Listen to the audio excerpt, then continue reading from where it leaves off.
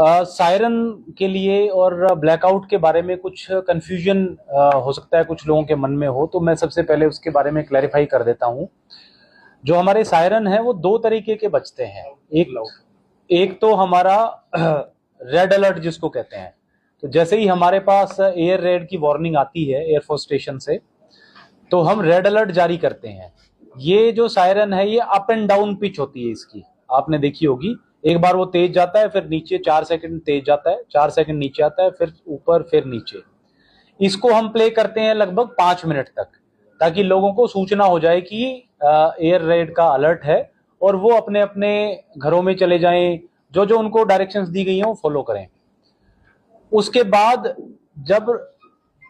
वो 5 मिनट बजने के बाद वो बंद हो जाता है सायरन। उसके बाद जब एयर रेड का खतरा टल जाता है और जो फाइटर प्लेन्स हैं या वो यहां से दूर चले जाते हैं, तो हम एक ग्रीन अलर्ट प्ले करते हैं 1 मिनट का।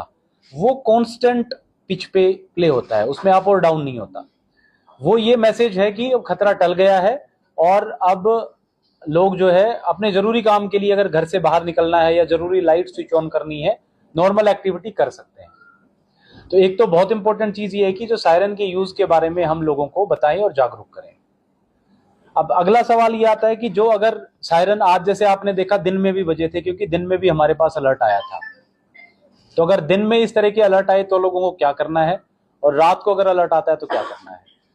अगर आपके पास रात को अलर्ट आता है तो सबसे पहले आपको अपनी लाइट्स जो है वो तुरंत स्विच ऑफ कर देनी है, ताकि लाइट स्विच ऑफ करने का लॉजिक ये है कि आपकी जो लोकेशन है, आपके बारे में जानकारी एनिमी प्लेन्स को ना पता चले। अगर आपके घर में विंडोज हैं, विंडोज को जरूर कर्टन से क्लोज कर लें, ताकि अंदर में अगर कोई मोबाइल भी स्विच ऑन है या कोई और इंडिकेटर भी है तो वो उसकी लाइट बाहर तक ना जाए। सबसे इंपॉर्टेंट चीज ये कि जनरेटर या इन्वर्टर है उसकी, कई बार हम जैसे कल रात को हमने ग्रिड से ब्लैकआउट किया था, ग्रिड के थ्रू पावर सबकी कंपलसरी तौर पे कट कर दी थी। तो जो आपके इन्वर्टर्स हैं वो ऑटोमेटिकली स्विच ऑन होते हैं जब, या जेनसेट्स हैं वो ऑटोमेटिकली स्विच ऑन हो जाते हैं, तो उन पे भी नियंत्रण रखें, कंट्रोल रखें और उनके जरिए भी लाइट्स को कंट्रोल करें। इसके अलावा जो आपके मोबाइल फोन फ्लैश लाइट्स हैं, इनकी लाइट्स हैं, उनको भी आप कंट्रोल करके रखें जब भी आपने रात के समय में ब्लैकआउट करना है और सायरन की आवाज आती है तब।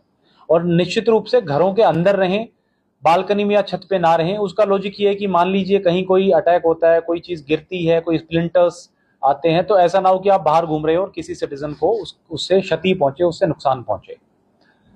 यही चीज अगर दिन में होती है, सायरन्स दिन में बजते हैं, तो जैसे आज आपने सुबह देखा 9 बजे के आसपास सायरन्स बजे थे, तो उस दौरान अगेन आपसे उम्मीद की जाती है कि आप घर के अंदर रहें।